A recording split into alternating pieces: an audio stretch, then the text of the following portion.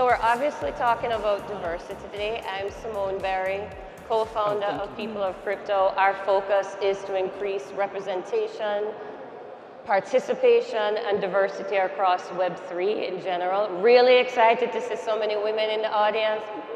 Everybody stand up and clap. The last time I was at NFT NYC, I was one of 5.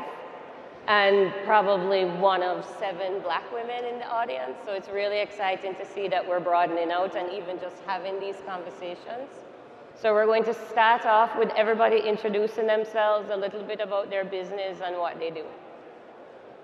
Okay, so I'm Becky Latzoff. I'm head of education at the Sandbox game. I used to be a STEM teacher, and I like game-based learning, so hit me up if you're interested about that. Hi everyone, I'm Shannon Snow. I am the new, as of 2 weeks ago, COO of World of Women. Whoop whoop!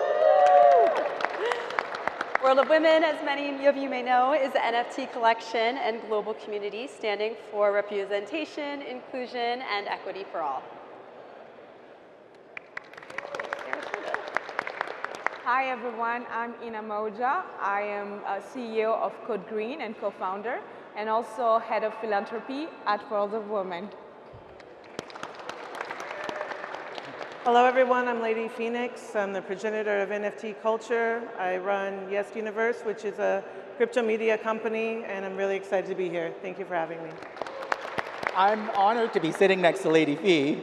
I'm Akbar Hamid, co-founder of People of Crypto Lab. The last video you saw before we came on are our avatars that are minting today. So everybody mint. Public mint is tomorrow.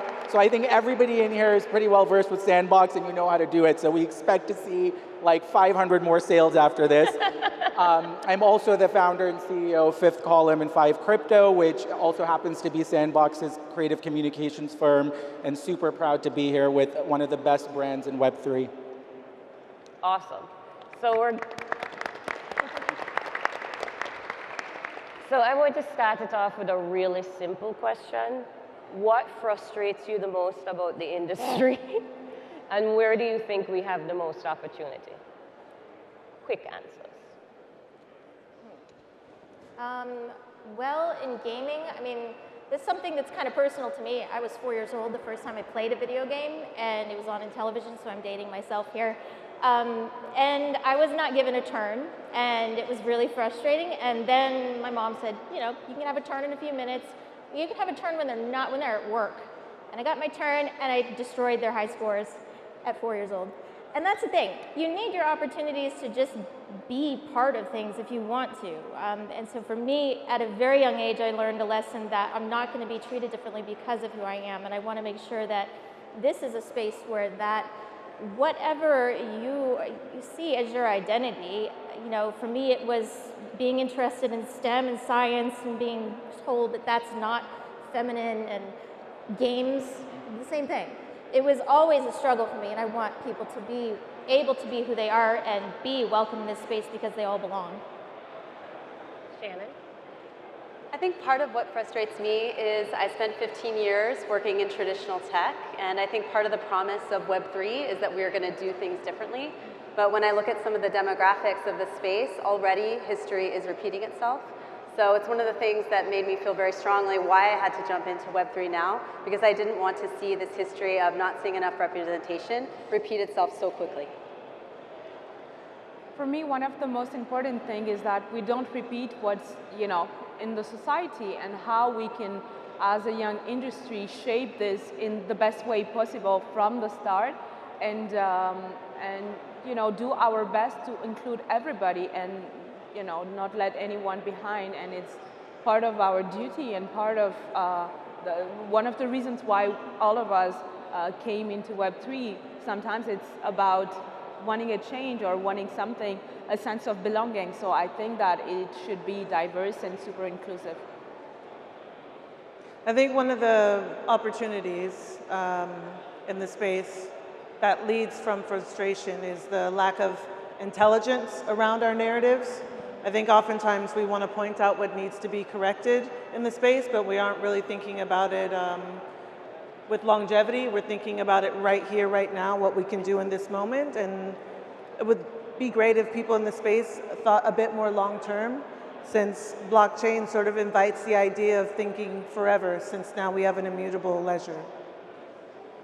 Yeah, echoing everything about the diversity, inclusivity, one of the main reasons I'm up here today as the co-founder of People of Crypto Lab with Simone is we didn't see each other reflected in rooms. Last NFT NYC, we ended up reconnecting at a Starbucks, commiserating about how we weren't seeing ourselves reflected, and the space is intimidating. You know, there's a lack of education. We've been lucky to have access to so many incredible brands and really learn about the space, but not everyone has that. So, you know, for me, I'm brown, I'm gay, I'm Muslim, I'm living my truth. Living your truth is hard. And so I think, you know, not seeing myself as a non-tech founder reflected and wanting to be part of the space and really understanding over 2 decades of working with brands, how consumer brands work and how we can connect culture and crypto and consumer and crypto. So that's sort of how my interest all started. So Ina, you had mentioned something on how do we not repeat the past. I think both you and Shannon tapped on that. So from a practical sense, there are people that are building within the space. How do we not repeat the problems that we've had in Web 2 and bring them into Web 3? The whole point is the open metaverse. Equality, equity. Blockchain is built on the idea of removing power and bringing it back to the little guy. Equalizing. So what are like practical things that we can talk to the audience and that you're already applying in your businesses to ensure that we're doing the little steps? Because this is not going to be fixed overnight. It's going to be a constant, intentional path to ensure that we're looking at things and ensuring that we're adjusting as we move. So curious, throw it out there. So I think like the first thing we need to do... It is weird, right? I'm trying to like see everybody. I want to sit more. The first thing we need to do is say this space is for everyone, and we need the community to take part in guarding that and making sure that if they see something that should not be happening, that they see something where someone is supposed to be equal in that space, that they are actually treated fairly, and you know that they can be themselves and not have to hide that. And I think I've seen people in the community who really stand out and they make sure that everyone feels welcome, and when they see something in the sandbox at least that needs to be corrected, they get on it immediately. And they say, we don't talk to people like that. If you want to continue in this community, then read the terms and conditions. Let's, you know, take it back, you know, go back, take a step back, read that through, and if you're not going to follow those terms and conditions, you don't belong here because you're treating others like they don't. And so I think coming together and making sure that we all believe in that. See something, say something? Yes, exactly. And so we do that. Like the TSA, see something, say something. Do we also think that we need to also be okay with being uncomfortable? Yes. So saying things that people may not feel so great about, but are the realities of what needs to be heard. Shannon, I think you had something. Yeah, I love that. What I found is it can mean uncomfortable conversations, but it's all within our power to just ask someone who may be coming from a different perspective, what can I do to be your ally? You might not know what to do with what they come back to you with in terms of what they say, but I think asking that question is such a powerful stance of saying, hey, I want to show up for you, I want to welcome you. The other thing is no matter where you are in the process, I think there's an opportunity to bring in new perspectives. If you're building, you can have different people test your product. If you're hiring, you can look to hire outside the traditional norms. If you have a company already, you can bring in new people to your cap table that bring a perspective. So I think in having this mindset, there's always something that we can do to diversify our perspective. I think something that is super important is to support projects that are different, to support minority groups, and not just talk about the values, but be about it. And you know, if you want to support the project, buy their NFTs or follow their journey and empower them. I think empowering has to become a reality rather than just talking, because otherwise it just becomes a marketing tool. I think it is super important that in the reality of our everyday building in the space, we include everybody, as many people as possible. And also in the onboarding process, we have to think about, globally, how do we make sure that we don't let anybody behind? And it's not just about the Western world, but also there are, other continents and people participating. This is on the internet, so it has no limit. So in our everyday work, make sure that is happening. I love that answer. Lady Fee? I just want to try something out. How many people, by show of hands, can hear my voice? Show of hands. Cool. How about you guys in the back? Can you hear me? Show of hands. Awesome. If you guys could do me a favor and bring it down just one notch, because I can't hear the other people I'm on the panel with, and we definitely got jewels for your crown, so you want to get this knowledge, all right? We're making history right here.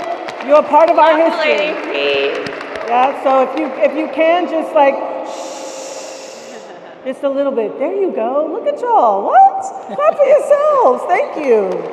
Thank you. So I think one way to ensure that we can uphold this community and the love and the things we're creating is with new agreements. What I did right now, this momentary demonstration, was a new agreement that we're going to try to bring it down a notch, or at least we're going to be present for the time that the girl in the pink is talking, because she was put us on blast, right? So I think that if we have new agreements around how we interact with each other and make universal protocol for upholding those agreements, then we can avoid some of the trappings of our colonial past. Because the colonial past is a mindset. Agreed. Right? So with the global majority of people now in positions of power, we have to respect that the old way of thinking that got us here it can't get us over the rainbow. It can only bring us to the rainbow, but the new thinking will bring us to the pot of gold. Akbar and I love the rainbow. I think we have to allow people to make mistakes and give them space. I think we have to have foundational brands like the Sandbox give people like us the space and ideas to come up with these dreams and visions. For people of Crypto Lab, we're trying to establish the Metaversal blueprint for inclusivity. What is that? I mean, that's a huge thing. That's not just us. We're just starting the conversation. We want everyone to come in and be involved, but it was only because of the Sandbox and the Game Maker Fund that gave us the grant to bring our idea to life that we were able to do it. So I think we have to allow people to make mistakes, to try. There's a huge, education mission that we need to embark on as well. And we also need to pull in brands. There's Web2 consumer brands like our partners, NYX Cosmetics, who are in the audience. They took a chance with us, in entering the space, and they've tried before, and they took another chance to come in and see how it worked to bring makeup looks on voxel avatars, to really bring an authentic mission of Pride 365. I think, and Simone hit on it and a lot of other panelists, authenticity is really key. We have to lead from our passion and authentic mission and value in Web3. You can't just come in as a brand. I think you really have to come in with what you stand for, because otherwise the community will really see through that. But I think the Web3 community has to give the newbies the space and understanding and patience and welcome them in order to make us all, because it's just 3 years for me. I think so many other people have been in this for a long time, so yeah. Can I just say something though? I don't necessarily think that it's up to foundational brands to always give. I think there has to be brave people like you and Simone and people at WOW and like other folks in the space, myself. We have to actually step up and be like, hey, I'm here. This is the thing that I want to do. You have these resources. This is how I see that these resources can be used for my community and the things that are important to me.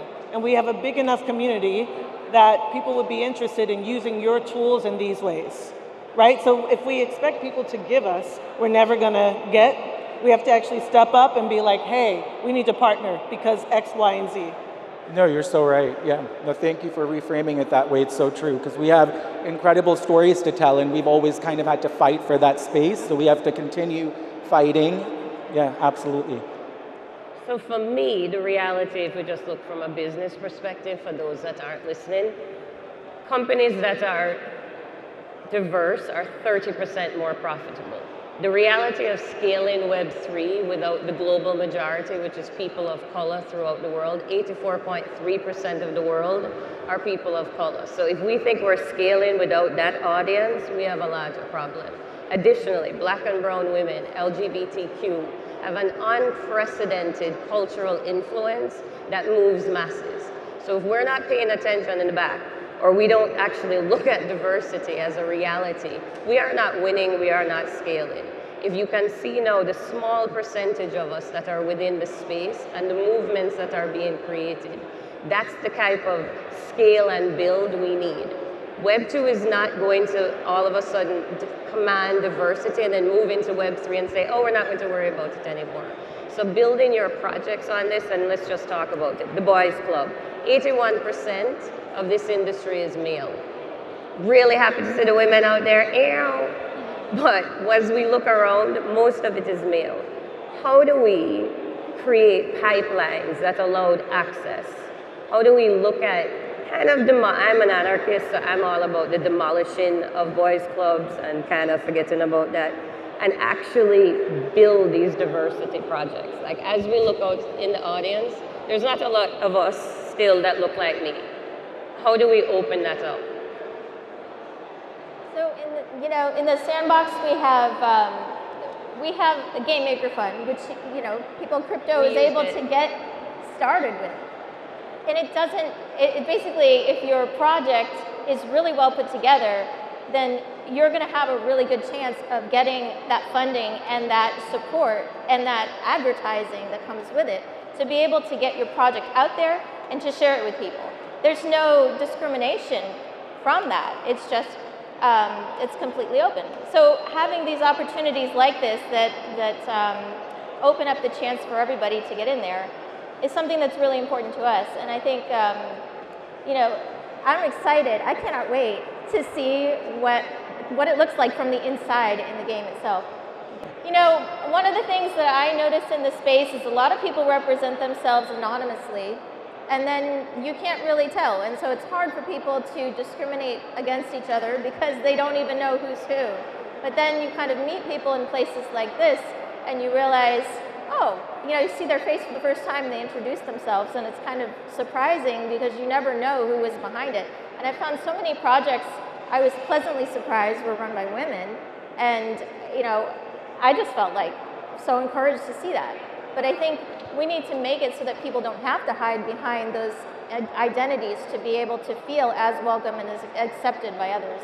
But I feel like at least the women that I see in the Sandbox, they're promoted, they're allowed to just, take as much space as everyone else. And I felt more welcome there than I have in other places, even in education. So, I don't know. That's just my take on things. Anybody else? It's hard to hear your questions as well. I know, I'm about to stand up and start cussing people in patois in 2 seconds. And you don't want to hear that.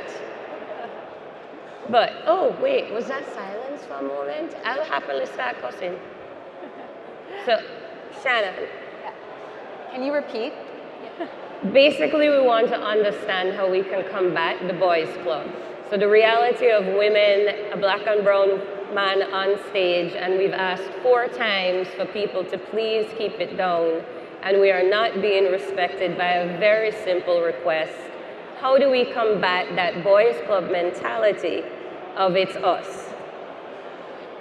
Well, I do think that we do have to step into the power of taking more space and just continue to invest in increasing the funnel. We feel very grateful for Sandbox for partnering with World of Women to donate $25 million to create a space in the metaverse where more women can be educated. And I do think that the more we open up those educational opportunities and the more we bring an inclusive group into the metaverse, the better we have of more voices being heard. I agree.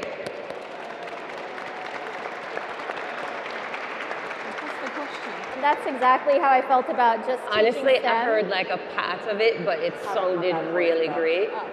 Anybody else? I mean, at the end of the day, tech in itself is male. So how do we open up these pipelines? I think your project is an amazing example.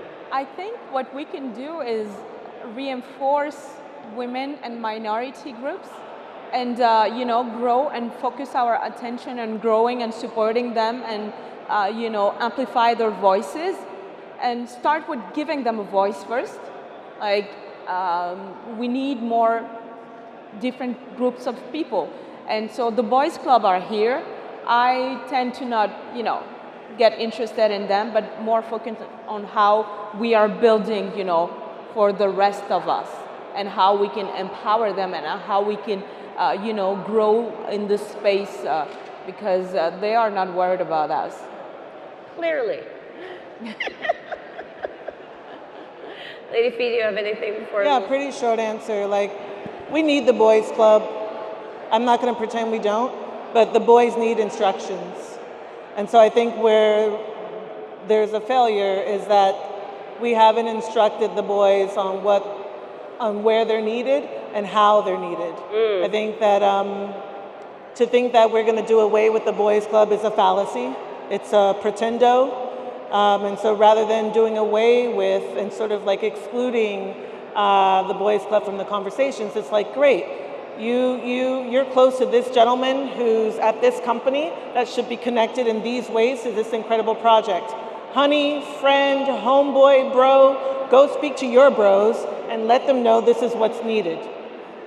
I really feel like it's quite literally that simple, but it needs to be something we're doing repetitively, like wash after wash after wash, until the sort of lock on the boys' club door is smoothed all the way off from the constant washing and positive reinforcement of what's needed. Empower them to empower us. I love that. I think we need to tap into them. Yeah. Like Lady Fee said, we need to tap into them and their minds and work with them to change game narratives and development. Our game debuting during Belonging Week in the Sandbox, which, by the way, we all created a Belonging Week where the Sandbox is opening ahead of Alpha 3 to celebrate our differences. That is huge. So it's utilizing those minds to create new game narratives, and this time it's with pride, but going forward it's going to be with Women's History Month and Black History Month and Latinx Month, and every culture, every orientation, every background. So that's what we need to do, is basically bring in those narratives, to bring in new people that feel comfortable and safe in these spaces, and then start building themselves. I love that. Pride in Metaverse. Ew. So I think this is, I don't know on time what we're doing, but Metaverse Identity. So we've talked about what to create, how to kind of expand on diversity in projects. How important is doxing? How important is understanding who people are behind the projects? I think there's been like a lot of conversations. When Akbar and I first launched our project, most of the questions were, what does your team look like? What do you look like? We're obviously open, everyone knows what we look like, our team is very diverse, but how important do you think it's necessary for teams that are selling diversity or representing this idea of diversity, that that team looks like that? Start at the end. You want to? Hey Akbar, how about your company? I think it's super important personally. I mean, I know a lot of people don't dox due to anonymity, due to safety, and we've had clients that are worried about their kids and families and things like that. But I think as a diverse founder, as somebody who represents a lot of brown gay Muslims who can't be themselves, I think it's really important for me to speak my truth and for them to see what I'm building and creating so they can feel inspired. Whether they want to come out, whether they want to be revealed, that's up to them. But if I can inspire them, or even one person, then it's all worth it.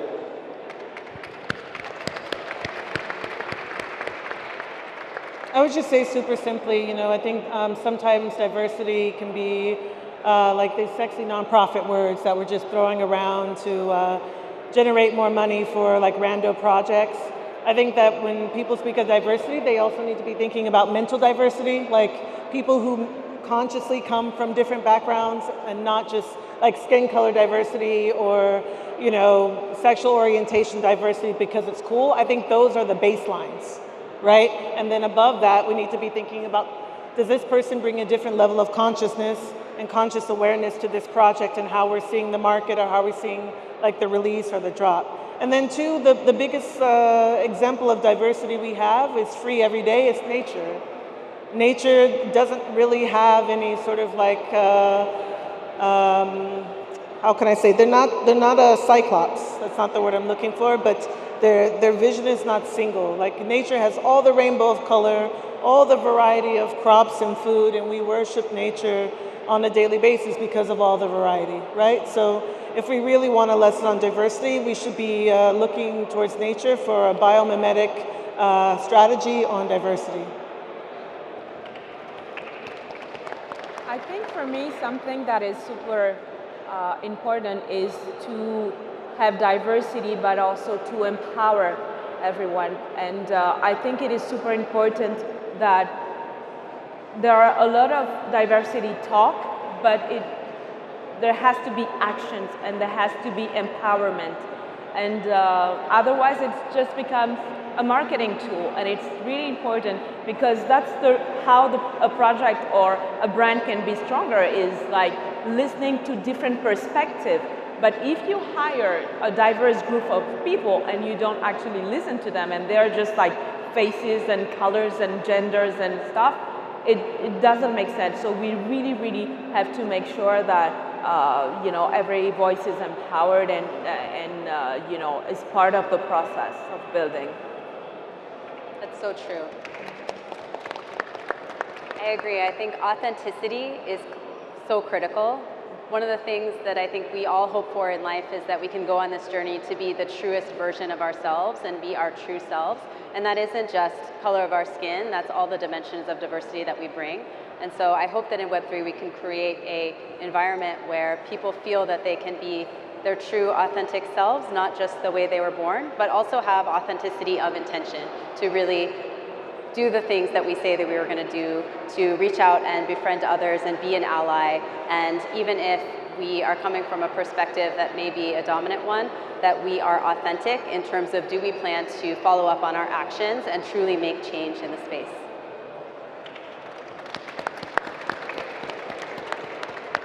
So then following that, so now the projects were all doxed, everybody knows. I'm curious about identity tourism. So now you're looking at the idea of all this diversity. Are we ready to reimagine identity? Because this is what the metaverse is all about, being able to kind of identify in a very broader scope. So when you look at IRL, where we're struggling to have that kind of visual identification or representation, now you have projects where you're representing as anybody. And you may not actually know anything about this background, you may not have any idea, but you're now kind of being a tourist in this space. Do we think, and everyone answer, we need to start looking at reimagining identity? Are we there yet? So like when I arrived here, I met some people that I've been working with and they'd never met me in real life. And a few of them said, wow, I thought you were tall, and I'm only 5 feet tall. I mean, and you know, I've always been interested in things that the boys were interested in. And people always, you know, they hear my soft little voice and they think, oh, you know, you're so cute. I get treated like a kid and I'm 42 years old, you know?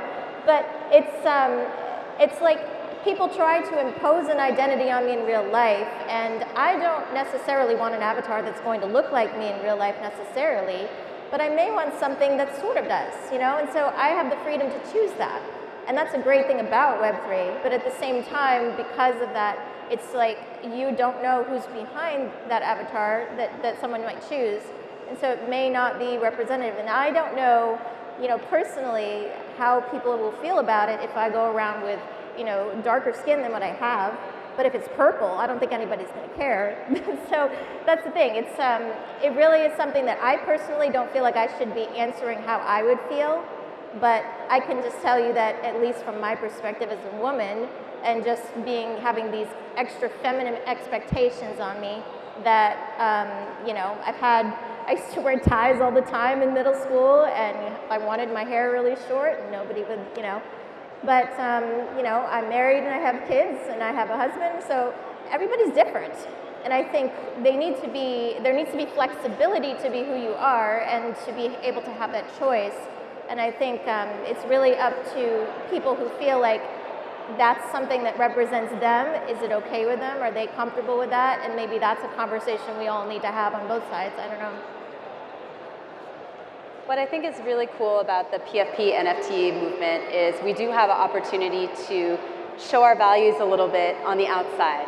So for those that choose to have a World of Women NFT PFP, it's not just here is an amazing, beautiful woman, which they are, and diverse and inclusive, but it's also saying I stand for something. I stand for inclusion. I stand for a world where women are represented in this space. And so I do want to have the flexibility, as you say, to represent ourselves in a way that's authentic, but also represent ourselves with our values, which I think is just as important as how we look or where we live or where we're from. I love that. I think it is the beginning of something great, and we might have seen just a little percentage of how far we can go, but I think there is a lot of freedom that we can explore, and I love what you were saying about PFPs. It's like they are bringing community and like-minded people who support the same things, and for me, working a lot on how NFTs can have a social impact in real life, it is super exciting to be at this moment right now.